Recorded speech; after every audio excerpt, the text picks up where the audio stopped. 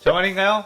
내 이름은 종타쿠 오덕이죠. 우리 종도 여러분, 오늘 하루 어떠셨나요? 오늘은 인기 애니메이션 규메라카에서 미츠리가 혈기화되어 오바나이와 만난다면 어떻게 될지 대한 가상 시나리오 일부입니다. 이 영상에는 원작의 스포일러와 개인적인 견해가 있으니 그 점 유의하시기 바랍니다. 大丈夫ですか? 그럼 시작해볼까요? 오바나이와 미츠리는 귀멸의 칼라에서 비운의 공식 커플로 아쉬움을 많이 남긴 캐릭터들이죠. 그런 캐릭터들을 귀멸의 칼라판 로미오와 줄리엣 느낌으로 서로 사랑하면 안 되는 사이에 설정을 넣어본다면 어떨지 써보겠습니다. 이 가상 시나리오 컨텐츠는 원작의 고증을 차지할 때까지는 매끄러운 진행이 되지 않기 때문에 어느 정도의 설정으로나 능력치 보증은 이해해 주셨으면 좋겠습니다.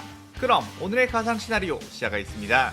어릴 적부터 남들보다 압도적으로 강한 힘을 가지고 태어난 소녀 간로지 미츠리. 순진무구하게 생긴 외모와는 다르게 미츠리의 마을에서는 어른들조차 미츠리의 힘을 당해낼 사람이 하나도 없었고, 어린 시절에야 자신의 힘이 강한 게 뿌듯했지만 나이가 좀 들어가고 사춘기가 지나며 남자에 대한 관심이 생기자 미츠리는 평생을 함께할 연인을 찾고 싶었고, 마을에 있는 남자들을 찾아봤지만 그 남자들은 미츠리의 괴력을 알고 있었기에 그녀를 그저 예쁜 고릴라나 여자처럼 생긴 곰 정도로 생각했기에 항상 시련을 당해왔습니다. 더군다나 자신을 보고 두려워하는 남자들에게는 매력이 떨어지기 마련이었기에 자신보다 강한 사람을 찾아보자는 생각으로 집을 떠나게 되었죠. 미츠리는 일단 강한 남자를 찾기 위해 여러 마을을 돌아다니며 그곳의 무술도장에 찾아갔는데 거기에 있는 무술가들조차 미츠리의 괴력 한 방에 쓰러져 나갔고 미츠리는 실망을 하게 되었습니다. 그때 한 남자가 강한 남자들을 찾으러 오거든 귀살대라는 조직에 많이 있는 걸로 알고 있으니 그들에게 가보라고 했고, 미츠리는 귀살대 검사들은 과연 어떤 사람들일까? 라는 두근두근거리는 마음으로 낯선 길을 걷고 있다가 한 음식점에 들려 폭풍 먹방으로 배를 든든하게 채운 뒤 또다시 길을 떠났죠. 귀살대 검사들은 산중에 많이 있다는 이야기가 있었기에 숲속으로 들어갔는데 아까 마을에서부터 자신을 자꾸만 따라오는 이가 있었고, 미츠리는 설마 내 미모에 반해서 나를 따라오는 건가 싶은 마음에 쑥스러워하며 뒤를 돌아왔습니다. 하지만 그는 날카로운 이빨을 드러내며 미츠리에게 달려들었고, 미츠리는 초면인데 이건 좀 무리하지 않냐며 달려든 그 혈기를 그대로 엎어쳐 바닥에 꽂아버렸죠. 혈기는 인간이 무슨 이런 힘을 가졌는지 경악을 하면서 너 인간 맞느냐고 마치 곰을 만난 것 같다고 소리치자 미츠리는 숙녀에게 그런 말은 실례해요 라고 하며 주먹을 날렸습니다. 그 주먹에 정통으로 맞은 그 혈기는 그대로 날아가 나무에 처박혀 정신을 잃어버렸죠. 미츠리가 씩씩대며 화를 삭히고 있었는데 그때 너 꽤나 재밌는 인간이구나 라고 하며 한 혈기가 쓱 걸어나왔습니다. 그의 눈에는 상현삼의 표식이 있었고 딱 봐도 엄청난 기이가 느껴지는 인간이 아닌 존재로 보였죠. 그는 자신의 이름을 아카자라고 소개했고 어디서 엄청난 투가 느껴져 귀살대 검사인가 하고 와봤더니 그냥 여자 무술가였냐고 했습니다. 미츠리는 오잉 하는 표정으로 저는 무술을 배워본 적이 없는데요? 라고 했고, 당신 방금 귀살대라고 했나요? 귀살대 검사는 어디 있는지 혹시 아세요? 라고 했죠. 아카는 귀살대 검사는 왜 찾느냐고 물었고, 미츠리는 귀살대에 강한 남자가 많다고 들어서 그곳으로 들어가 예쁜 사랑을 하고 싶다고 솔직하게 말했습니다. 그의 아카는 이건 뭐 별 또라이 같은 여자인가 싶은 생각이 들었고, 강한 존재를 좋아하는 거라면 귀살대보다 우리 혈기들이 훨씬 강하며 세월이 지나면서 약해지는 인간들과는 다르게 혈기는 영생을 살며 더욱 강해질 수 있다고 했죠. 그러자 미츠리는 나무에 쓰러져 있는 혈기를 가리키며 저 남자도 혈기인 것 같은데 그다지 강해보지 않는다고 했고, 아카야는 뭐 어딜 가나 저런 쓰레기가 있지만 혈기 중엔 분명히 강한 자가 많다고 했습니다. 그러자 미츠리는 그렇다면 당신은 강한가요? 라고 물었고, 아카야는 내가 널 이긴다면 혈기가 되겠느냐? 라고 제안을 했죠. 미츠리는 자신이 혈기가 되어 엄청나게 멋지고 강한 남자와 영원토록 살 생각을 해보니 와쿠와쿠 가슴이 떨려왔고 알겠다고 했습니다. 아카야는 상대가 여자라서 싸우기는 살짝 껄끄럽긴 했지만 그래도 예사롭지 않은 이 여자를 혈기로 스카웃을 할 수 있다면 꽤나 유용하게 써먹을 수 있다는 생각에 적당히 제압해주려고 마음먹었죠. 아카야는 슬쩍 미츠리 곁으로 접근해 잠깐 기절할 정도의 꿀밤을 날렸는데 미츠리는 그 주먹을 잡고 으라차 하면서 매다 꽂아버렸고, 아카야는 그대로 땅에 처박히며 엄청난 충격을 먹었습니다. 아무리 봐줬다고 하지만 이 정도의 공격은 보통 인간이라면 잡지 못했을 텐데 이 여자 정체가 뭐지? 라고 생각을 했고 다시 일어나 살짝 더 속도를 올리며 펀치를 날렸죠. 그런데 미츠리는 양팔로 그 주먹들을 막았고, 아카야는 이 주먹을 팔로 막으면 팔이 골절되어 버리지 라고 생각했는데 미츠리는 그대로 주먹을 날려 아카야의 턱을 꽂아버렸습니다. 아카야는 순간 정신이 아찔해지며 내가 혈기가 되어서 어떤 귀살대원과의 싸움에서도 이 정도의 타격을 받은 적이 없는데 라고 생각했죠. 순간 아카자는 이성을 잃고 미치리를 여자가 아닌 적으로 간주하게 되었고 진심 펀치로 미치리를 공격하기 시작했습니다. 미치리는 아카자의 빠르고 강한 펀치를 피할 수 없었고 양팔로 가드를 해봤지만 가드가 뚫리며 온몸을 구타당해 튕겨 날아갔죠. 아카자는 순간 이성을 찾고 젠장, 나도 모르게 힘 조절을 잘못했다. 혈기로 만들려고 했는데 저 여자를 죽여버리고 말았어 라고 생각하며 당황했습니다. 그런데 저 멀리서 하는 심소리와 함께 제가 졌어요. 당신 진짜 강하네요. 항복 이라는 목소리가 들렸고 아카는 이 정도의 공격이면 귀살대 주조차 온몸이 박살나 죽을 텐데 여자의 몸으로 이 공격을 맞고도 말을 할 수 있는 정도라니 라고 하며 식은땀을 흘렸죠. 미치리는 그렇게 아카자와의 약속대로 무장의 피를 받아 마시게 되었고 미치리는 혈기가 되자 자신에게 평소보다 더한 힘이 끌어넘치는 게 느껴졌습니다.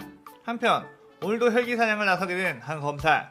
그는 사주 이구로 오바나이, 귀살대 최고 전력 중 한 명이자 혈기를 사냥하는 임무에서 압도적인 수행률을 보이는 남자였죠. 그는 어릴 적 연양한 태어나는 일족에서 예외적인 사례로 태어난 남자이었는데 그 일족은 뱀 혈기를 숭배하며 자신의 아이를 그 혈기에게 제물로 바치고 부귀영화를 누리며 살아가는 일족이었습니다. 오드아이의 신비스러운 눈동자를 가진 기묘한 오바나이는 뱀 혈기에게 한눈에 들어왔고 그 혈기는 오바나이를 더 맛있게 잡아먹기 위해 좀 더 클 때까지 감옥에 가둬두기로 했죠. 오바나이는 그 어두운 감옥에서 매일 밤 자신을 보고 늘 번뜩이는 뱀 혈기의 소름 끼친 눈빛을 견디며 살아야 했고 이구를 쪽 그 누구도 오바나이를 도와주는 이들이 없었습니다. 오바나이는 감옥 안에 들어온 백사 카브라마루와니 친구가 되어 위로받았고 카브라마루와 오바나이는 마치 한 몸처럼 느껴지기 시작했죠. 그렇게 어느 정도 시간이 지나자 뱀 혈기는 오바나이를 잡아먹기 위해 불렀고 그를 보고 입맛을 다졌습니다.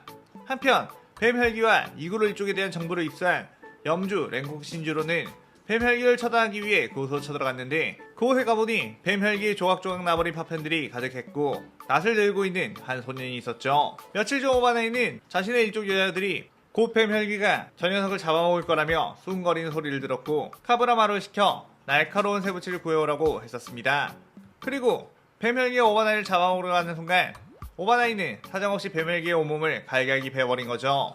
신주로는 아무리 뱀 혈기가 방심했다고 해도 그 혈기는 하얀 육의 혈기였기에 어린 꼬마에게 당할 수준의 혈기가 아니었는데 아무래도 이 소녀는 심상치 않은 인물이라며 검술을 배워 귀할대 들어와 보는 것은 어떠냐고 해 입대하게 되었습니다. 오바나이는 동물적인 회피 감각과 더불어 본능적으로 상대의 약점을 파악하는 능력이 있었기에 귀살대원이 되고 나서 혈기들을 만나면 그저 압도적인 실력으로 베어버리고는 했죠. 한편 미치리는 혈기가 된 이후에 아카자의 귀살대를 퇴치해야 한다는 정신교육을 받고 있었습니다. 하지만 미치리는 그런 것에는 별로 관심이 없었고 자신을 처음으로 이긴 남자 아카자에게 열심히 구애를 하고 있었죠. 그렇지만 아카자는 미치리의 그러한 행동을 보고 나는 여자랑 연애 노름이 날 생각은 전혀 없다며 특히 나는 왠지 모르게 약한 여자한테 마음이 가지 너처럼 튼튼한 여자는 여자로 느껴지지 않는다고 딱 잘라 말했습니다. 미치리는 아카자의 그런 매몰찬 반응에 눈물이 핑글핑글 맺혔고 분명 당신이 혈기되면 멋진 남자를 찾을 수 있다고 했잖아요 라고 말하자 아카는 그게 나는 아니라며 분명 혈기로 살다 보면 너의 마음에 한눈에 들어오는 녀석이 있을 테니 그런 녀석을 만나기 전까지는 열심히 귀살대를 박살내면 된다고 했죠. 그렇게 귀살대를 많이 박살내고 성과를 많이 올리게 된다면 12개월의 혈기가 될 수 있는데 12개월의 혈기 중에는 강한 혈기들이 많으니 네 마음에 꼭 들 거라고 했습니다. 순진한 미치리는 그 말을 다시 믿고 12개월의 혈기는 어떤 이가 있을까? 라는 와쿠와쿠한 마음으로 열심히 만나는 귀살대원들을 때려잡기 시작했죠. 인간 시절부터 말도 안 되는 강함을 가지고 있던 미치리는 혈기가 되자 경이로울 수준의 파워를 가지게 되었고 그녀의 주먹 한 방에 모두 나가떨어지게 되었습니다. 그런데 그런 미치리의 모습을 본 귀살대원들이 저 여자 혈기는 무식하게 힘이 세다고 괴물이라며 도망가라고 소리쳤고 미치리는 뭔가 괴력 위주로 싸우고 있는 자신의 모습 때문에 인기가 없는 것일지도 모르겠다는 생각을 했죠. 그래야 미치리는 좀 더 여성스럽고 요염한 전투 방식이 어디 없을까 고민하다 선택한 것이 바로 채찍 모양의 검이었습니다. 유연한 궤도로 움직이는 영검이 미치리의 괴력과 만나자 마구잡이로 휘둘러도 엄청난 살상력을 가지게 되었고 미치리 본인도 이 무기가 섹시한 느낌이 난다고 아주 좋아했죠. 그러던 미치리는 12개월의 하연올 루이가 많은 가족들을 거느리며 산에 살고 있다는 정보를 듣고 아주 듬직한 리더의 모습을 떠올리며 루이에게 구애를 하기 위해 나타공산에 들어섰습니다. 그때 거미 혈기들이 미치를 보고 새롭게 우리 가족이 데리고 찾아왔느냐고 물었고 미치리는 쑥스러워하며 벌써부터 가족까지? 너무 앞서가는 것 같아요 라고 했죠. 거미혈기들은 이 여자 무슨 소리 하는 거냐며 이상하게 생각했고 일단 루이에게로 데려다줬습니다. 미치리는 곧이어 루이를 만날 수 있다는 생각에 와크와크 거리고 있었는데 나무 위에서 아주 근엄한 목소리로 귀살대원들을 피해 이곳으로 왔느냐? 너도 우리 가족으로 만들어주지 라고 들렸죠. 그런데 미치리는 루이에게 어머 꼬마야 혹시 루이씨는 어딨니? 나는 루이씨를 보러 왔는데 라고 했습니다. 그의 루이는 내가 바로 하연우 루이다 라고 답했고 미치는 대놓고 엄청나게 실망한 표정으로 아무리 그래도 너무 이런 갸얄픈 아이랑 사랑하는 건 좀 그런데 라는 생각이 들었고 실례했습니다 라고 하며 뒤를 돌아 쌩 가버렸죠. 루이는 저 여자는 도대체 뭐하는 녀석인가 싶었는데 그때 거미열기들이 다급하게 뛰어와 어떤 귀살대 검사 한 명이 우리 가족들을 전부 베어버리고 있다고 전했습니다. 루이는 그건 아빠한테 처리하라고 하면 되잖아 라고 신경질을 부렸는데 아빠도 그 검사를 당해내지 못하고 목이 베어버렸다고 했죠. 루이는 이를 부득 깔며 그곳으로 빠르게 뛰어왔는데 그곳에는 사주 이구로 오바나이가 시크하게 서 있었습니다. 루이는 그대로 오바나이에게 거미줄 혈기술을 날려봤지만 오바나이는 기묘한 궤도의 검술로 전부 거미줄을 베어버렸고 순식간에 스르르 자신의 뒤쪽으로 다가오더니 뱀의 호흡을 사용해 온몸을 갈갈기 베어버렸죠. 오바나이는 더러운 혈기 자식들 지옥으로 떨어져라 라고 싸늘하게 말했고 루이는 별다른 공격조차 해보지 못하고 그렇게 오바나이 칼날 앞에 대체가 되었습니다.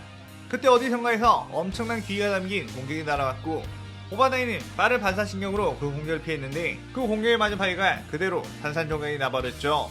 또다시 날아온 공격, 오바나이는 그 공격이 채찍처럼 가늘고 긴 칼날이란 걸 알아챘고 뱀의 호흡을 사용해 그 칼날을 쳐냈습니다. 하지만 쳐냈음에도 불구하고 묵직한 충격이 온몸에 저릿하게 퍼져나갔죠. 이런 얇은 검으로도 상당한 충격이라니 어떤 괴물인 거지? 라고 생각하는 오바나이. 그때 그쪽에서는 루이씨한테 너무 무례하게 행동한 것 같아서 사과하려고 다시 돌아왔는데 루이씨를 죽여버리다니 당신 너무 나빠요 라고 하며 미치리가 튀어나왔고 미치리와 오바나이는 두 눈이 마주치며 둘 다 공격자를 취했습니다.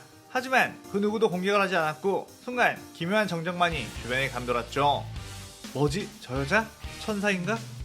뭐야 저 남자 완전 내 스타일이야. 둘은 숨이 멎어버릴 것 같은 강렬한 기분을 느끼게 되었고 태어나서 처음 느껴보는 어떤 둥실뭉실한 기분을 느끼게 되었고 그렇게 이 시나리오 일부가 끝이 나게 됩니다.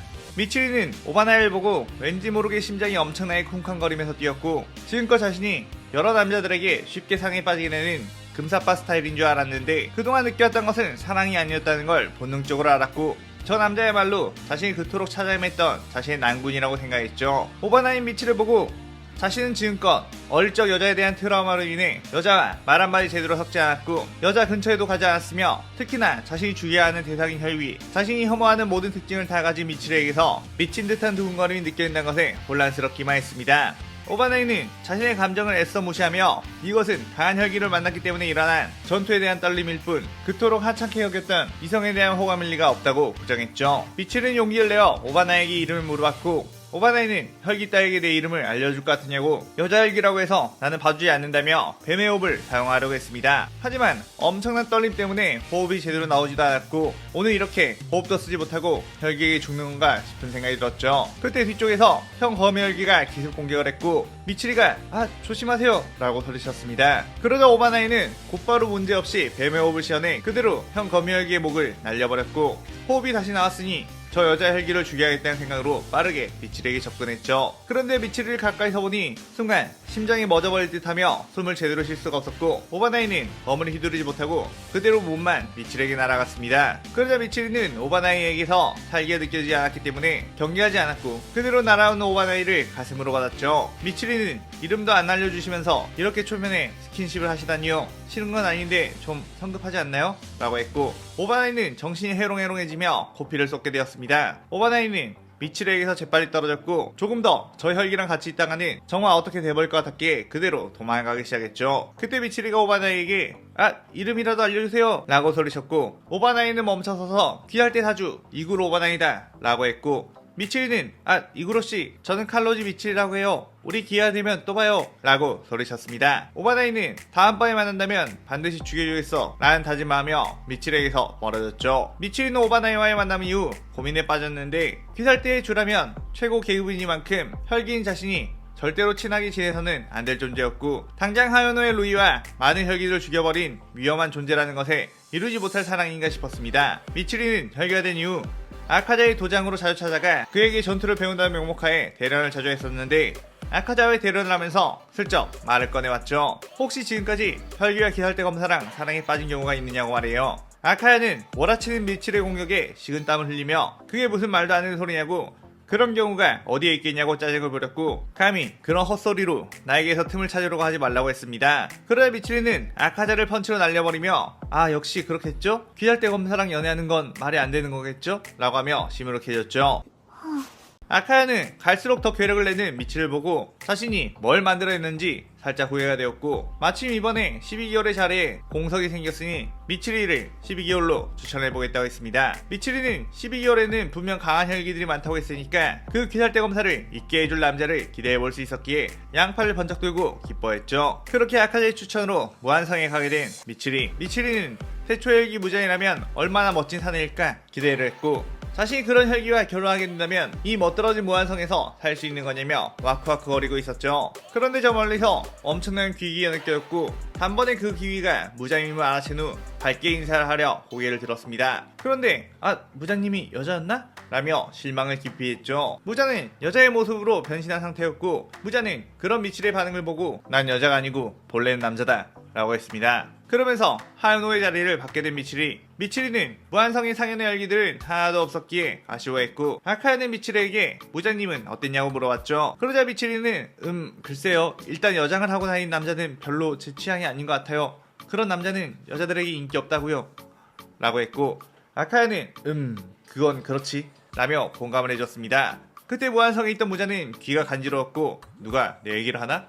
라고 했죠. 미치리는 일단 이번에 보지 못한 상현의 혈기들을 만난다면 분명 자신의 운명의 상대를 찾을 수 있을 것이고 오바나에 대한 생각을 그렇게 잊어보려고 했습니다. 그렇게 상현류 규타로가 있다는 유곽으로 찾아간 미치리. 그런데 그곳에는 규타로의 모습은 없었고 규타로의 여동생인 다키만이 있었죠. 미치리는 다키에게 혹시 규타로라는 혈기는 어디에 있냐고 묻자 다키는 니까지 것이 왜 우리 오빠를 찾는 거냐며 쏘아붙였고 미치리는 어버버거리며 혼비백산이 되었습니다. 그때 규타로가 다키의 그림자에서 튀어나오며 나를 왜 찾는 거지? 라고 했는데 미치리는 규타로의 모습을 보고 엄청나게 깜짝 놀랐죠. 태폐적인 외모가 인상적이긴 한데 어떻게 보면 기괴한 몸을 가지고 있었기에 외적으로 봤을 때 자신의 취향이 아니라고 생각했습니다. 더군다나 규타로의 관심을 보이자마자 도끼 어린 눈으로 자꾸만 쏘아보고 있는 다키 때문에 만약 결혼하게 된다고 하더라도 시누이가 다키라면 엄청나게 피곤하겠다는 생각이 들었죠. 미치리는 하하 이번에 새로 하연이 되었는데 그냥 인사 드리려고 온 거예요 라고 얼버무린 후 그곳을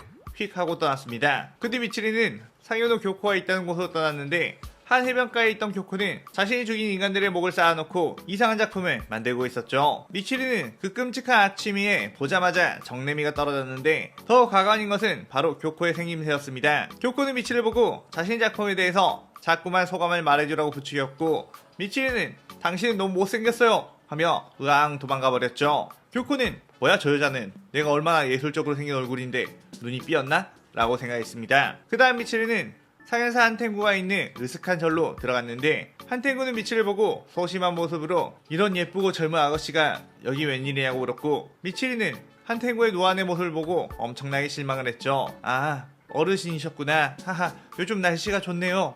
그럼 만수무강하세요 라고 하며 떠났고 한탱구는 기운이 참 넘치는 혈기로구나 라고 하며 다시 안으로 들어갔습니다. 미치리는 그 다음 상현이 도우마가 있다는 만생을 학교에 찾아가게 되었는데 만생을 학교 교회에 있는 신도들이 죄다 여자인 것을 보고 와 여자들한테 엄청 인기가 많은 분이신가 보네 라며 기대했죠. 그리고 나서 도우마가 있는 방으로 들어갔는데 그곳에는 수많은 여자들의 시신이 굴러다니고 있었고 도우마는 여자를 뜯어먹고 있었습니다. 도우마는 미치를 보고 어라? 아름다운 혈기 아가씨네? 반가워 친하게 지내자 라며 반겼죠. 미치의 생각에는 도우마의 외모는 지금까지 본 남자들 중에 거의 최고로 잘생겼다고 해도 무방할 정도였지만 어쩐지 정이 가지 않았고 자신의 본능이 이 남자는 사이코다 라고 강하게 말해줬죠. 미치리는 당장 여기서 나가 있다는 생각으로 그냥 인사만 드리려고 온 거예요. 그럼 이만 이라고 하며 나가려고 했는데 도우마는 에이 그래도 이왕 온 김에 대화라도 좀 하고 하지 그래? 라며 나가는 출구를 얼음으로 얼려버렸습니다. 미칠은 흐이 왜 이러세요? 라고 하며 당황했고 그런 미칠을 향해 도우마가 사뿐히 뛰어오자 미칠은 깍 치안이야 라고 하며 주먹을 날렸고 도우마는 그 펀치를 받고 그대로 저 멀리로 우당탕탕 튕겨나갔죠. 도우마는 이거 재밌는 혈기네? 내 스타일이야 더욱 친해지고 싶어 라고 하며 부러진 몸을 곧바로 재생한 뒤 다시 미칠에게 다가왔는데 그 순간 얼려져 있던 출구의 문이 박살이 나면서 아카자가 난입을 했습니다. 역시 이곳에는 널 보내는 게 아니었는데 저 자식은 여자만 좋아하는 변태 자식이라 너한테 무슨 짓 할지 모르거든. 혹시 이미 무슨 짓을 했나? 하고 도마를 보며 인상을 썼죠. 도마는 아카자공, 난 억울해. 나는 친해지기 위해 악수를 청하려고 한 것뿐인데 저 여자가 나를 때려서 몸을 박살내버렸단 말이야 라고 했습니다. 미치리는 단순히 악수하려고 한 거였나? 라며 당황했고, 아카야는 어쨌든 이 녀석은 할 얘기가 끝난 것 같으니 데려가겠어 라고 하며 미치를 데리고 슉 나가버렸죠. 미치리는 그 뒤 마지막으로 남은 상인인 코코시보를 찾아가기 위해 아카자에게 그 위치를 물었고, 아카야는 코코시보는 검밖에 모르는 남자라서 아무래도 네가 좋아할 것 같지는 않다고 했습니다. 하지만 미치리는 그래도 자신이 두 눈으로 직접 보고 싶다고 졸랐고, 아카야는 어쩔 수 없이 코코시보가 있는 산 위치를 알려줬죠.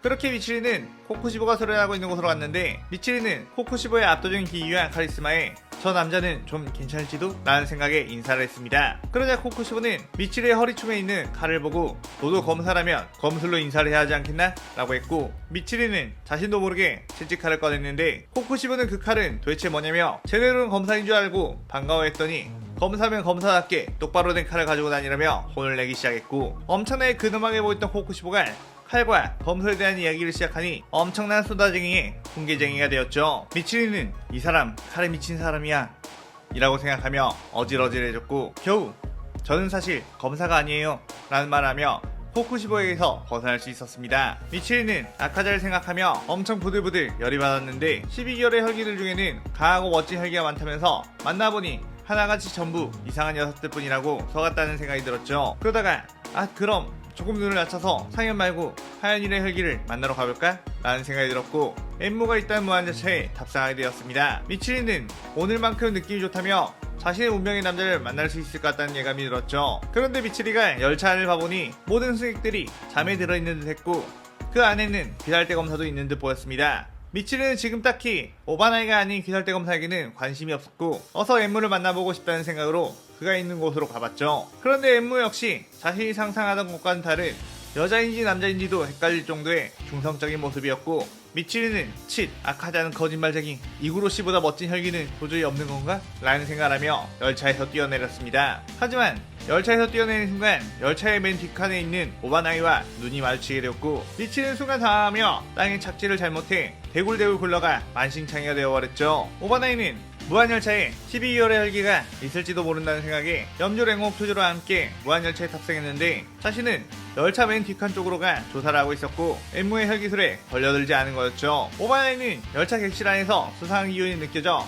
뭔가 상황이 일어나면 곧바로 쳐들어가려고 준비 중이었는데, 순간 열차의 천장 쪽에서 뭔가 튀어나왔고 혈기인가? 하고 긴장하며 칼을 빼들었는데, 그것은 바로 저번에 만났던 기묘한 여자 혈기 미치리였던 거였습니다. 미치리는 열차에서 뛰어내려 땅에 착지하다가 넘어져 저 멀리로 사라졌고, 오바나이는 큰일이다, 이 정도 속도의 열차에서 뛰어내리면 크게 다쳤을 텐데? 라고 걱정이 되었다가도 생각해보니 저 여자는 혈기인이 죽지는 않았겠지 라며 마음을 다잡았죠. 그때 열차 안에서는 엠무의 습격이 시작되었고, 오바나이는 그대로 객실로 들어가 뱀의 호흡으로 엠무의 족수들을 상대했죠. 한편 아주 짧은 순간이었지만 다시 한번 오바나이의 얼굴을 보자 심장박동이 급격하게 뛰었던 미치리는 역시나 저 남자만이 나의 천생연분이라는 것을 느꼈고, 다시 만나서 자신의 마음을 고백해보자는 생각을 하며 이 시나리오 2부가 끝이 나게 됩니다.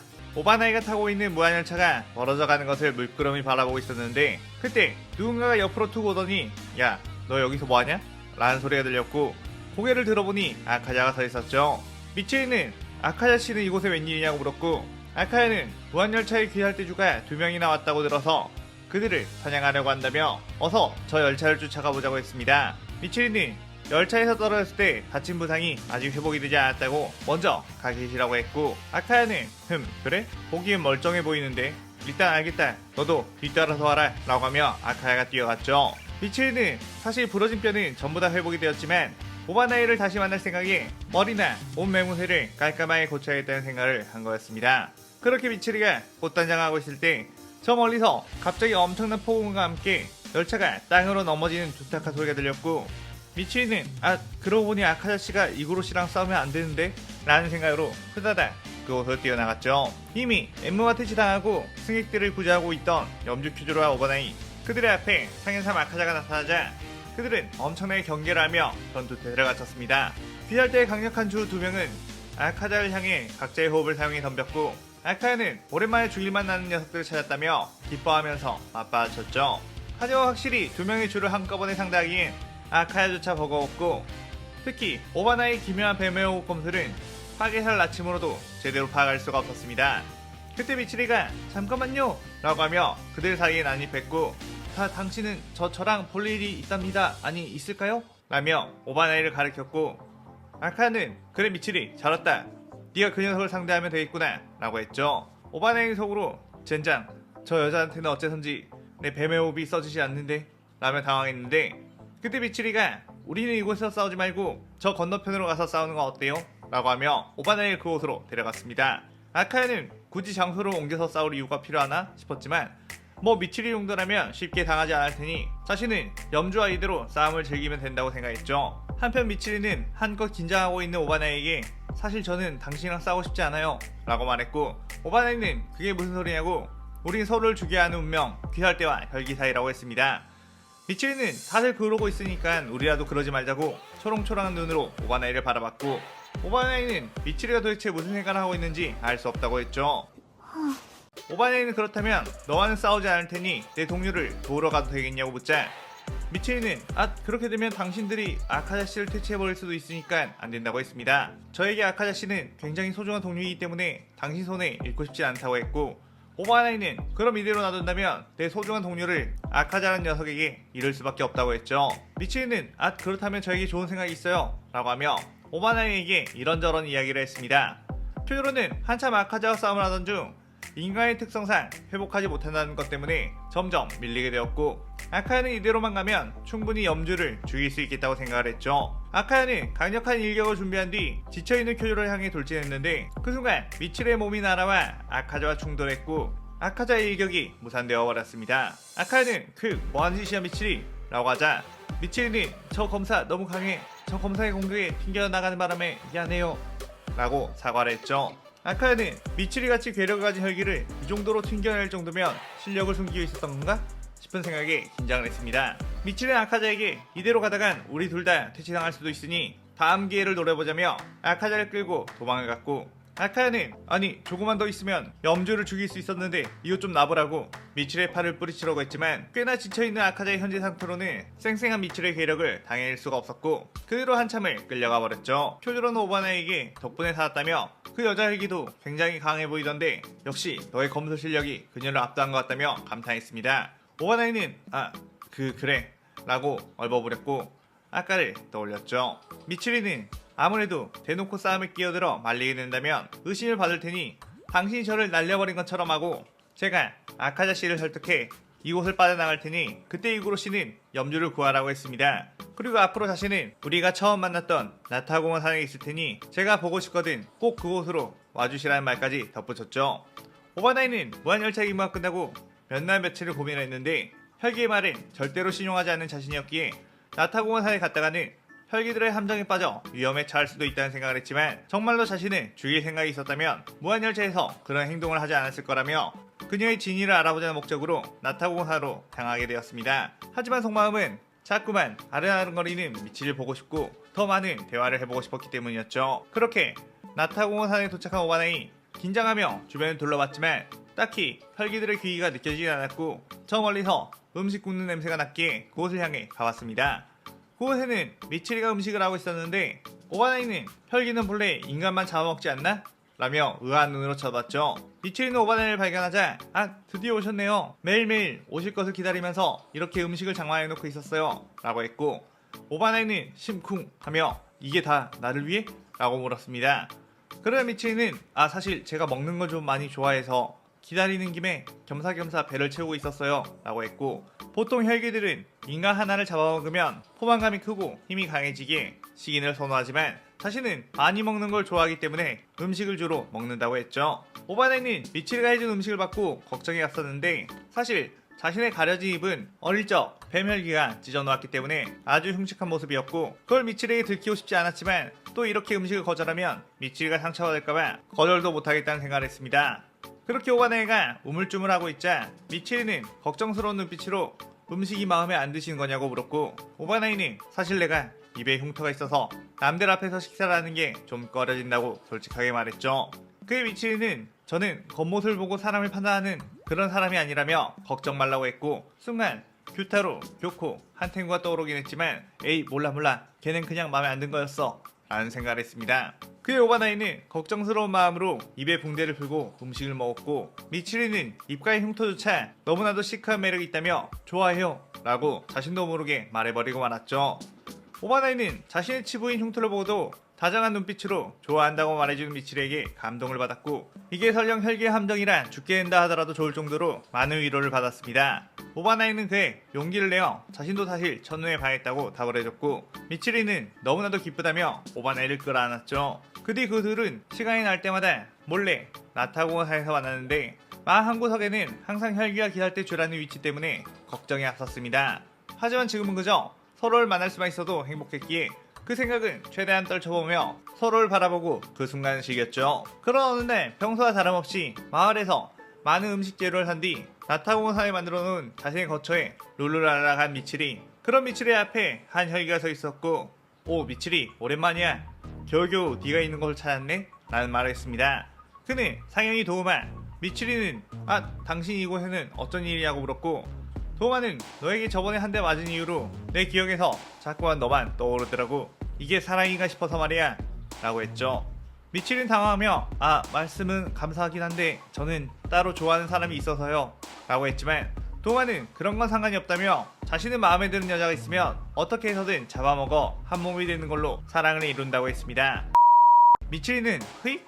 역시 변태시군요 라며 경계했고, 도우마는 저항하는 것도 좋아하니 마음껏 저항해보라며 웃었죠. 미치리는 더 이상 가까이 오면 날려버리겠다고 울음장을 놨지만, 도우마는 철부채를 사용해 얼음 혈기술을 미치리에게 날렸고, 미치리가 꼼짝하지 못하도록 다리를 얼려버렸습니다. 그러자 미치리는 괴력으로 그 얼음을 부숴버린 후 칼을 꺼내 도우마의 몸을 베어버렸고, 도우마는 저게 채찍인지 칼인지 모르겠지만 엄청난 파워라며 당황했죠. 하지만 도우마는 곧바로 재생한 뒤 계속해서 얼음 혈기술을 날렸고, 미치리는 유연한 몸놀림으로 그 얼음들을 피해내며 영검을 휘둘렀습니다.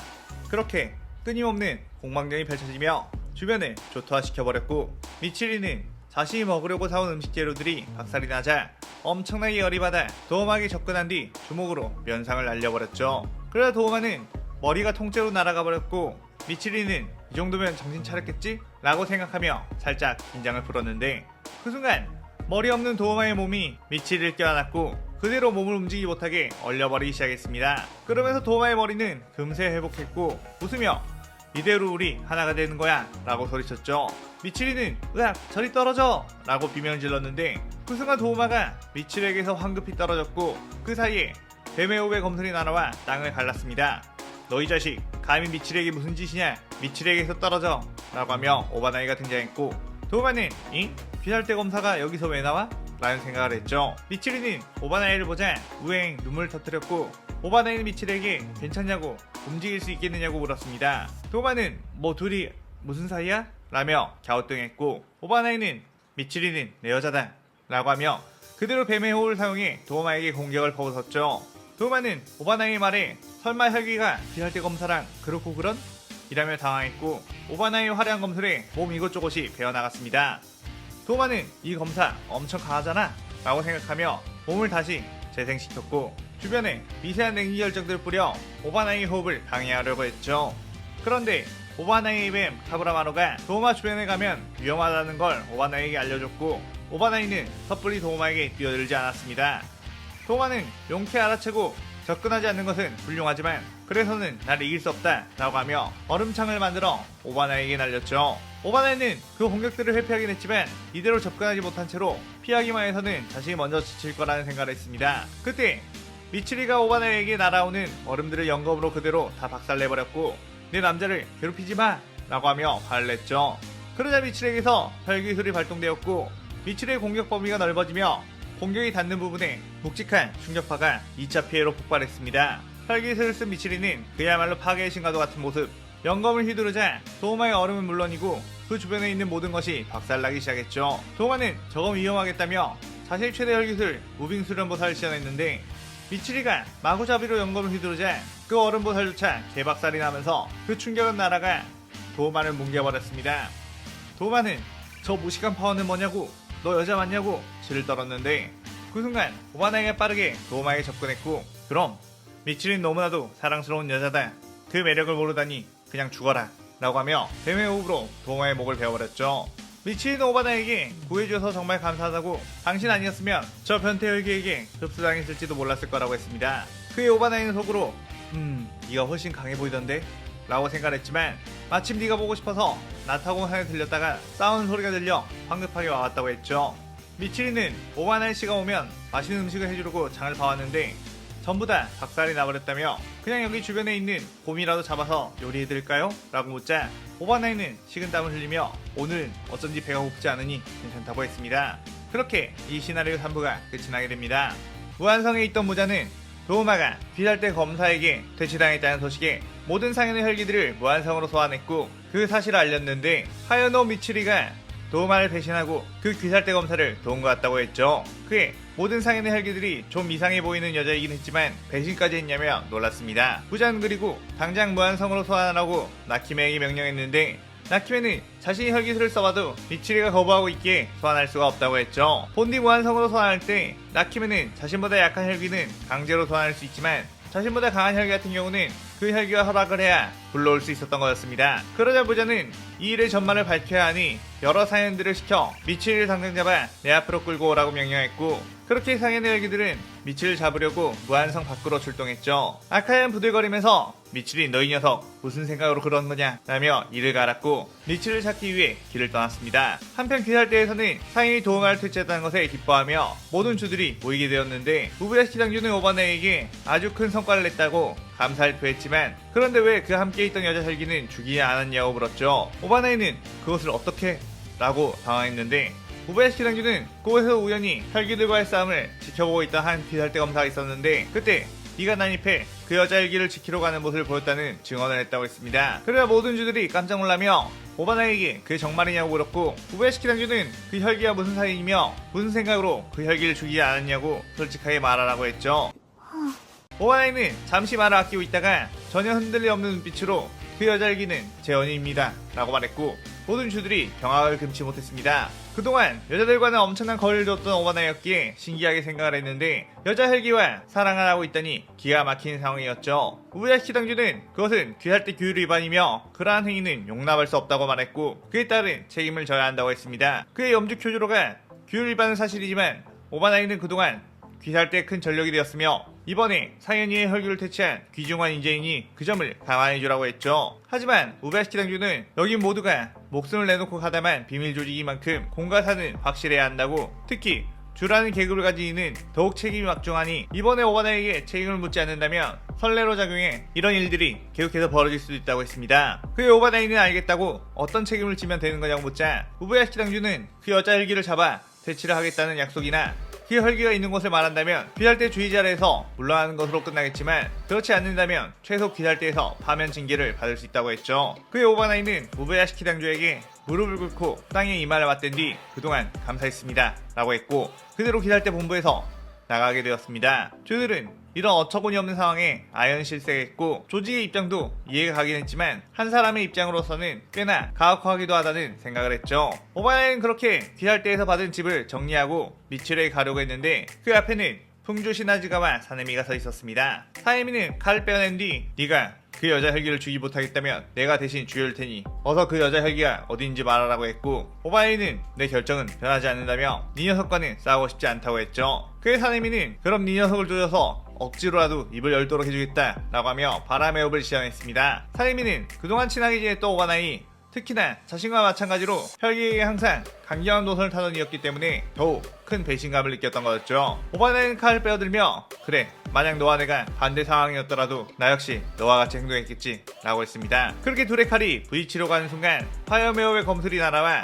그 둘의 칼을 쳐냈고 염주 쿄조로가 난입을 했죠. 사이미는 무슨 짓이냐 쿄조로 비켜, 저 변절자 녀석을 베어버리겠어 라고 소리쳤고 쿄조로는 잠깐 오바나이에게 물어볼 말이 있다. 오바나이 혹시 네가 연모한다는 그 여자 혈기가 무한열차 임무 때 만났던 그 아이인가? 라고 물었고 오바나이는 그래 라고 했습니다. 그의 쿄조로는 칼을 돌려 사네미를 향했고 귀살대에서 파문당한 뒤 주와 다투다가 주에게 상처를 입히게 된다면 넌 정말로 배신자가 되는 것이다. 난 사내미와 대련할 테니 넌 어서 떠나라 라고 했죠. 오바나이는 쿄조로에게 고맙다 라고 말한 뒤 그 자리를 떴고, 사내미는 쿄조로 이 자식 왜 이러는 거야 비켜 라고 하며 바람의 호흡을 사용하자 쿄조로가 화염의 호흡으로 사내미의 공격을 계속해서 막아냈고, 귀살대원으로서 규율도 중요하고 책무도 중요하지만 내게 더 중요한 것은 바로 동료다. 저 녀석이 파문을 당했다고 하더라도 내겐 생사를 함께해온 동료이며, 사내미 너 역시도 내 동료다. 내 소중한 동료가 동료를 베는 행위만큼은 염주 랭고 쿄조로의 이름을 걸고 용납하지 않겠다 라고 했습니다. 그러나 사내미는 젠장 왜 이런 일이 벌어진 거야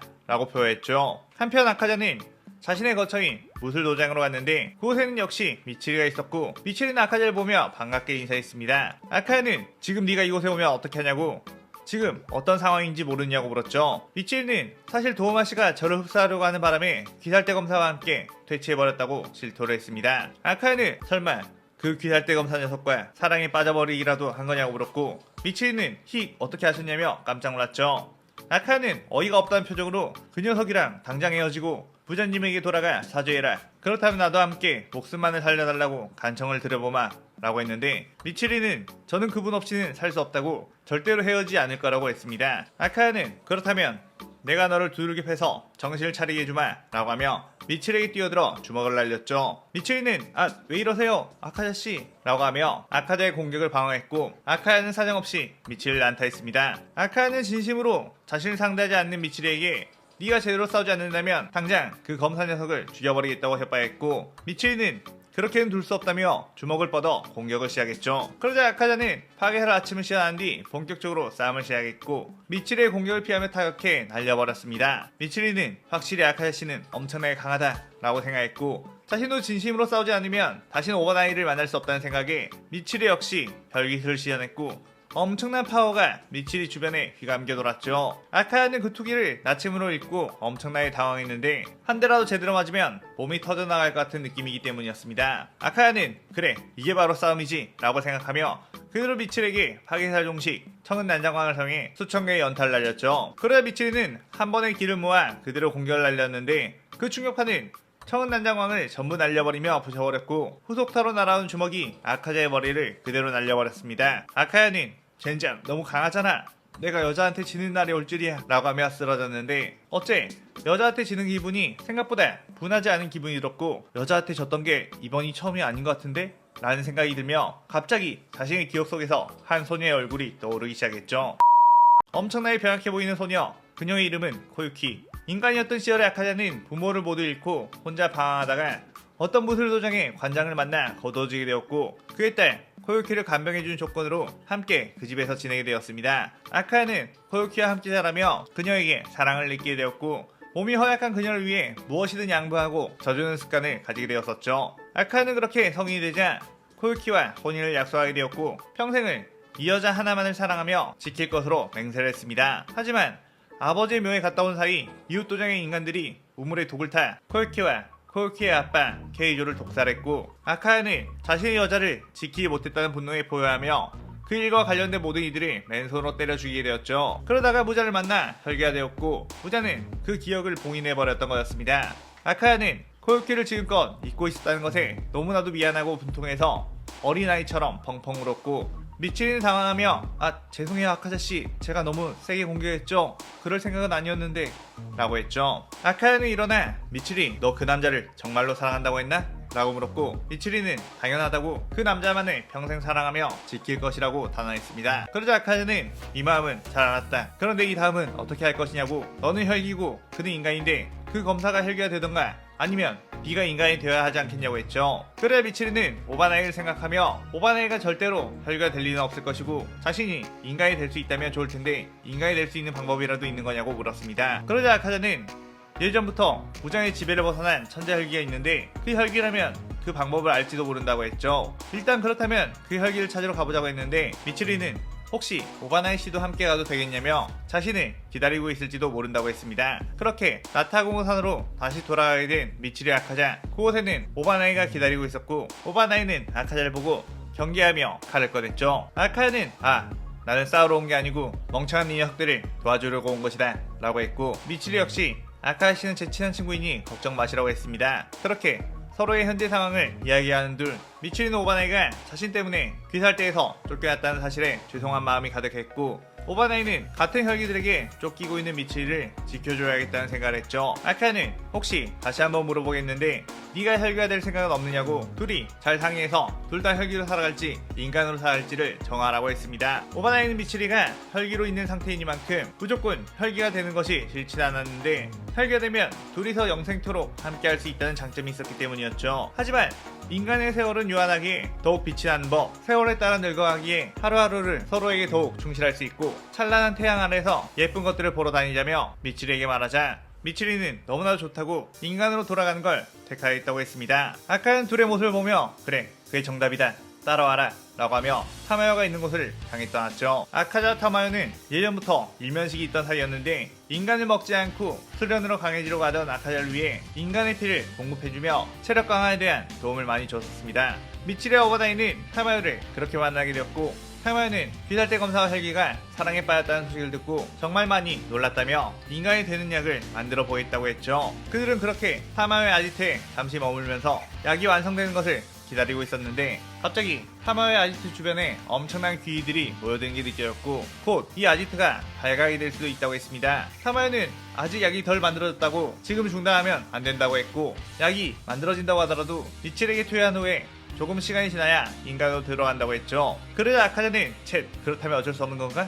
내가 시간을 벌어주지 라고 하며 결계 밖으로 나갔습니다. 결계 밖으로 나가자 상현육 다키우타로 남매 상현호 교코, 상현사 한탱구가 있었고, 오 아카자, 너도 이곳에 와 있었던 건가?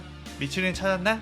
라고 물었고, 아카는 미치리는 내가 죽였으니 너희는 그냥 돌아가라 라고 했죠. 하지만 그들은 미치리의 귀기가 아직 저 결계 너머에서 느껴지는데 확인을 해봐야겠다며 교코와 다가갔고, 아카는 주먹으로 교코의 면상을 날려버리며 이 결계 너머로는 그 누구도 갈 수 없다 라고 하며 이 시나리오 4부가 끝이 나게 됩니다. 아카자의 갑작스러운 펀치에 맞은 교코, 상현들은 이게 무슨 짓이냐고 물었고, 아카야는 요즘 좀 따분해서 말이야, 사랑을 위해 미치면 어디까지 할 수 있나 구경하고 싶어서 말이지 라고 했죠. 그러다 다키가 사랑을 위해? 미치리야 그렇다고 치지만 당신은 무슨 사랑 타령이 있느냐고 했고, 아카야는 나 또한 내 사랑을 위해 최소한의 속죄를 하기 위한 행동이니 이것도 사랑에 미친 거나 다름없지 라고 했습니다. 그들은 아카자가 배신했다는 것에 대한 응징을 해야 한다며 전투세를 갖추게 되었고, 아카자와 한바탕 싸우기 시작했죠. 아카야는 파괴살 아침을 시연해 상현들을 신나게 때려 부수기 시작했고 그 싸움 자체를 무척이나 즐겼습니다. 한편 타마요의 아지트에서는 타마요가 약이 어느 정도 완성이 되었다고 이 약을 활성화시키려면 자신의 조수인 유시로의 혈기술이 필요한데 밖에는 상현의 혈기들이 모여들고 있다고 했죠. 그래야 미치리는 그럼 일단 아카시를 도와서 상현의 혈기들을 모두 물리친 뒤 인간이 되면 되는 거 아니냐고 물었고, 타마요는 그것은 모든 일이 좋게 풀렸을 때야 가능한 일, 만약 이곳에 타이니를 코쿠시보다 무장이 오게 된다면 싸우다가 전멸할 수도 있고, 너네가 살아남는다고 해도 유시로가 죽게 되면 그 후에는 인간이 될 수 없다고 했습니다. 특히나 무장이 직접 오는 경우에는 무장의 반경에 들어서면 저주를 발동해 미치리가 자멸하게끔 될 수도 있기에 지금 이 약을 맞은 뒤 혼란을 틈타 도망을 가는 게 가장 좋을 거라고 했죠. 미치리가 인간이 된다면 혈기들도 쉽게 추적을 할 수 없기 때문이었습니다. 미치리는 어쩔 수 없이 인간이 된 약을 투여했고 유시로는 혈기술로 그 약을 활성화시켰죠. 그런데 그 순간 뒤쪽의 결계가 무너지며 한 혈기가 들어왔고 거대한 참격이 그들을 향해 날아왔습니다. 오바나이가 뱀의 호흡을 사용해 그 참격을 막아냈지만 엄청난 파워에 튕겨나가 벽에 부딪혔죠. 타마요는 그를 보고 우려했던 일이 일어났다며 이젠 전부 끝인가? 라는 생각을 했습니다. 그는 바로 혈기 최강의 검사 상현일 코쿠시보. 그는 이거 참 오랫동안 찾고 있던 타마요는 이 녀석까지 덤으로 죽일 수 있다니 아주 행운이구나 라고 했죠. 미치리는 이제 막 인간화가 진행이 되고 있는 상태라 몸에 힘을 제대로 줄 수가 없었고, 타마요는 전투용 혈기가 아니었기에 코쿠시보를 막을 힘이 없었으니 오바나이 혼자 코쿠시보를 막아야 하는 상황이었습니다. 오바나이는 뱀의 호흡을 시연해 코쿠시보에게 덤벼들었고 기묘한 궤도에 공격을 해댔는데 코쿠시보에 내비친 세계에는 그 움직임이 훤히 보였고 전부 다 받아치며 오바나이를 압박했죠. 오바나이는 지금껏 만나본 어떤 혈기보다 강하다는 걸 본능적으로 느꼈고 자신 혼자서는 이 혈기를 이길 수 없다는 걸 알았습니다. 하지만 온 힘을 짜내 미치를 지켜야 한다는 생각을 했고 계속해서 뱀의 호흡을 사용해 코쿠시보의 공격을 막아냈죠. 하지만 점점 오바나이의 몸에는 상처들이 늘어왔고 코쿠시보에게 제대로 된 일격은 한 대도 넣지 못했습니다. 코쿠시보는 귀살대 검사치고 꽤나 오래 버텼다며 이제 슬슬 끝내주겠다고 했고 거대한 달의 호흡 창격을 만들어내 오바나에게 날렸죠. 미츠리는 안돼! 라고 소리치며 그 공격을 막아주려고 했지만 몸이 제대로 움직이지 않았고 그렇게 엄청난 충격이 일어나며 타마의 아지트가 산산조각이 났습니다. 미츠리는 이제 다 끝인가? 라는 생각으로 울면서 눈을 떴는데 자신의 앞에 오바나이가 멀쩡히 있었고 먼지 속에서 몇 명의 존재들이 더 보이는 걸 알았죠. 그는 바로 아카자 그리고 귀살대 풍주 사이미 염주 교조로였습니다. 방금 전까지 상현의 혈기들과 치열하게 싸우고 있던 아카자. 하지만 아카자는 상대가 상현의 혈기들이다 보니 전투력으로는 자신이 우일지라도 이들을 대체할 수가 없었고 끊임없는 재생에 골치가 아픈 상황이었죠. 그런데 그때 멀리서 상현의 코쿠시보의 기운이 느껴졌고 타마의 결계 뒤쪽을 노리는 것 같아 큰일이 났다고 생각했습니다. 어서 이들을 다 없애고 코쿠시보를 막아야 하는데 라며 한눈을 파는 순간 아카야의 양옆으로 다키의 오비와 규터의 피해 참격이 날아왔고 아카야는 아차 이건 못 피하겠는데? 라고 생각했는데 화염의 호흡 검술이 다키의 오비를 전부 베어버렸고 바람의 호흡 검술이 피해 참격을 전부 날려버렸죠. 아카야는 그를 보며 깜짝 놀랐는데 어째서 귀살대 주들이? 라고 했고 큐로는 넌 어째서 같은 혈기끼리 싸우고 있는 거냐고 오히려 궁금해했습니다. 아카야는 신경 꺼라. 난 사랑에 빠진 멍청한 것들을 도와주는 멍청한 짓을 하고 있는 거니까 이라고 했고 큐로는 저번 무한열차에서 미치리와 함께 있었던 아카자였기에 미치리의 동료겠거니 라고 판단한 후 그를 도와줬던 거였는데 다행히도 자신의 생각이 맞았다며 그 멍청한 짓을 나도 거두러 되겠냐고 했고 사네미는 난 그런 멍청한 짓은 관심 없고 그저 혈기들을 대체하러 온 것뿐이다 라고 친근해적인 모습을 보였죠. 아카야는 마침 저 녀석들을 일륜도로 베어버렸으면 했는데 잘 되었다고 하며 메인 빌런은 이 녀석들이 아닌 저쪽에 있으니 빨리 끝내고 그쪽으로 가자고 했습니다. 그러면서 아카자는 상현육 다키유타로는 동시에 목을 베어야 소멸하니 내가 다른 녀석들을 맡고 있을 때 너희 둘이 걔네들을 처치하라고 하며 뛰어나왔고 사네미와 쿄조로는 서로를 보며 고개를 끄덕인 뒤 그대로 다키유타로 남매에게 뛰어들었죠. 다키는 아카자라면 몰라도 귀살대 검사 따위에게 질 것 같으냐고 오비를 날렸지만 쿄조로가 화염의 호흡으로 그대로 치고 나가며 다키의 목을 단번에 날려버렸고 사네미 역시 바람의 호흡으로 규타를 참격들을 쳐내며 접근한 뒤 규타의 목을 갈갈기 베어버렸습니다. 아무래도 전투력 하나만큼은 오바나에게도 뒤지 않는 둘 귀살대 최고 전력들인 주였기에 지쳐있는 사윤육 상대로 쉽게 승리를 따낼 수 있었죠. 그 뒤 이미 아카자의 연타펀치에 개박살이 나있는 교코를 향해 뛰어가 사네미가 목을 베어버렸고 아카야가 조야코텐을 향해 너네가 저 녀석을 막고만 있으라고 했고 저 녀석은 분신이니까 목을 베어도 소용없으니 괜히 힘 빼지 말고 방어만 하라고 했습니다. 그리고는 숨어있는 한탱구의 본체를 찾아 나섰는데 상향급의 혈기들은 서로의 길을 더욱더 예민하게 느낄 수 있었기에 한탱구의 본체는 숨어있으나 마나였죠. 그대로 한탱구의 본체에 꿀밤을 한 대 먹인 다음 끌고 가 사네미에게 던져줬고 사네미는 그대로 잔인하게 한탱구의 목을 베어버렸습니다. 쿄조로와 사네미는 긴 귀살대 역사에서 수많은 주들을 괴롭혀온 상현의 혈기들을 이토록 쉽게 퇴치할 수 있다니 아카야가 같은 목적을 가진 이라서 가능했다는 거 알았고 참 다행이라고 생각했죠. 그 뒤 아카자는 지금 이러고 있을 시간이 없다며 그대로 그들을 데리고 타마의 아지트로 난입했고 코쿠시보의 공격을 막아낸 거였습니다. 코쿠시보는 아카자에게 이 쓰레기들에게 붙다니 너 역시 갈아치워줘야겠구나 라고 하며 달의 호흡 검술을 알렸고 아카자의 몸을 베어버리기 시작하며 싸움이 다시 재개되었는데 사네미와 쿄조로가 합세하며 코쿠시보의 공격을 해봐도 코쿠시보는 전혀 밀리지 않고 그들을 전부 날려버리며 패왕의 모습을 보여줬죠.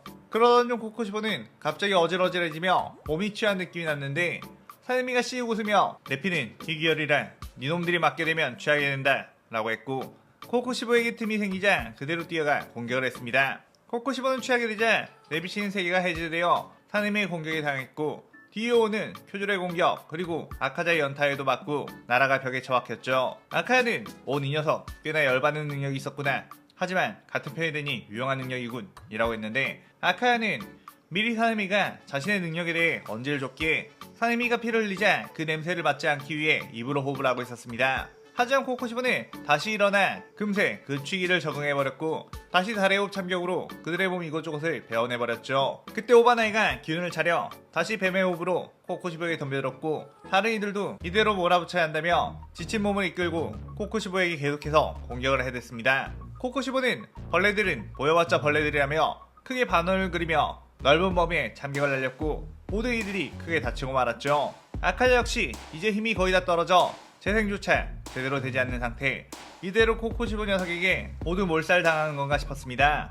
코코시보는 쓰러져 있는 오바나에게 다가가 이 녀석부터 목을 베어주마 라고 하며 칼을 들었는데 그 순간 엄청난 기회가 느껴지더니 거대한 충격파가 날아왔고 코코시보는 그 공격을 피할 수가 없다고 판단한 뒤 방어를 하려고 했지만 그대로 몸 자체를 뭉개버리는 힘이 코코시보를 박살내버렸죠. 코코시보는 이 무식한 공격은 도대체 뭐지? 라며 정신이 아득해졌고 오바나이는 겨우 몸을 일으켜서 이게 마지막 기회라며 뱀의 호흡의 검술로 코코시보에 뛰어들었습니다. 그의 표류로도 마지막까지 힘을 짜내 화염의 호흡, 연옥을 사용해 돌진했고 살미도 바람의 호흡을 사용해 뛰어들었고 아카야도 파괴사 공격으로 가세했죠. 그렇게 몸이 박살난 코코시보에게 그들의 공격이 닿자 코코시보의 목은 그대로 갈갈기 조각나버렸고 그렇게 코코시보는 몸이 붕괴되며 소멸해 갔습니다. 코코시보는 그래봤자 너네 힘으로는 절대로 무장을 죽일 수 없다 라는 말을 끝으로 사라졌고 모든 이들이 진이 전부 빠져 그 자리에 불썩 쓰러졌죠. 그때 미치리가 울면서 뛰어와 오바나이에게 괜찮으냐고 상처를 지혈해줬는데 오바나이의 눈에 미치리는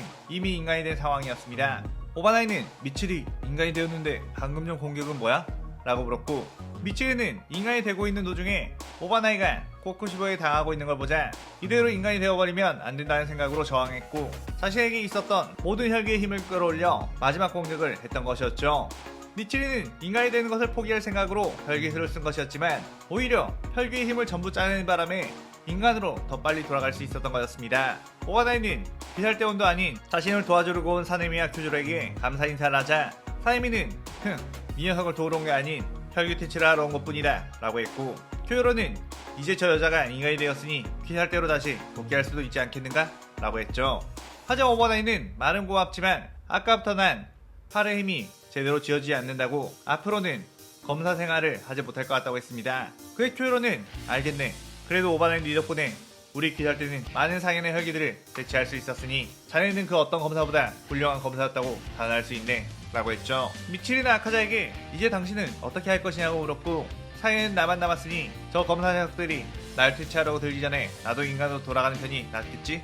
라고 하며 타마에게 부탁을 했고 타마는 알겠다며 약을 다시 만들어 보겠다고 했습니다. 그렇게 오바나이와 미치리는 그들이 바라는 대로 인간과 인간으로서 사랑을 하며 결혼했고 산속에 작은 집을 얻어 유유자적하며 살아갔죠. 비록 무장을 퇴치하지 못해 아쉽기도 하며 그 무자는 다시 강한 혈기들을 만들어내 세상을 혼란스럽게 하겠지만 이제 자신에게는 그 무장과 싸울 힘이 없었습니다. 그렇게 좀 더 세월이 지나 미치리는 한 아이를 낳게 되었는데 그 아이는 신기하게도 이마에 반점을 가지고 태어났고 오바나이와 미치리는 반점 같은 걸 가지고 태어나면 뭐 어떠냐고 그저 자신의 아이를 축복해주며 기뻐했죠. 그들은 고민을 하다가 그 아이의 이름을 요리치라고 짓게 되었는데 요리치는 아빠를 닮아 엄청난 감각을 가지며 세상 모든 것을 꿰뚫어본 듯한 눈을 가지게 되었고 엄마 미치를 닮아 강인한 체력과 더불어 엄청난 괴력을 타고 태어났습니다. 요리치는 어린 시절부터 말도 안 되는 강함을 가지며 오바나이와 미치를 놀라게 했고 가끔씩 그들의 집에 놀러오던 친구들 큐조로, 사네미, 아카제는 요리치를 보고 이 녀석 검사로 키워본다면 아주 큰일을 해내겠다며 일륜도를 지어줘봤는데 요리치가 일륜도를 잡자 일륜도가 붉은 혁도가 되었고 무한성에 있던 무자는 갑자기 어떤 공포가 본능적으로 느껴지며 이 시나리오가 끝이 나게 되죠. 자 이렇게 혈기 미치리와 오바나의 사랑 시나리오가 끝이 나는데요. 원래 처음 계획했던 것은 조력자인 사네미, 큐조로, 아카자가 희생되며 둘의 사랑이 완성되는 걸로 짜보려다가 많은 분들이 해피엔딩을 원하셔서 모두가 살아있는 결말을 내봤습니다. 이 시나리오는 사실상 둘의 사랑에 대한 초점이 맞춰졌다 보니 무장까지 퇴치하는 전개는 하지 않았고 그들의 아이가 무장을 퇴치할 것이라는 암시를 주며 살짝 열린 결말로 만들어봤네요. 이번 시나리오에 대한 감상평 많이 남겨주시고 저는 다른 재밌는 시나리오를 들고 찾아오겠습니다. 오늘 영상 즐겁게 보셨다면 구독, 좋아요, 알림 설정 누르는 거 잊지 마시고요. 그럼 오늘은 이만 사요나라.さようなら。